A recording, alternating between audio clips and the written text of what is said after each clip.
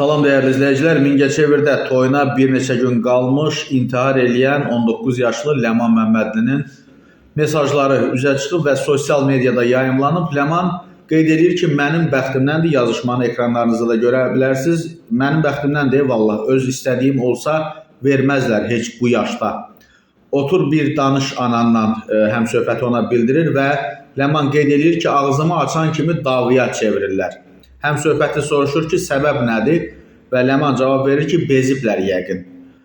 Digər şəxs nə deyim vallah deyə bildirir və Ləman heç nə yazır. Ardınca həmin şəxs söz tapa bilmirəm deməli yazır və axırını gözləyirəm görüm nə olur. Allah axırını xeyir eləsin. Amin. Bu 11 avqust 2025-ci ildə olan mesajlaşmadır. Çox qəribədir ki, amma Ləman Məmmədlinin atası bu məsələdə medianı günahlandırırdı ki, yayılan məlumatlar həqiqəti əks etdirmir.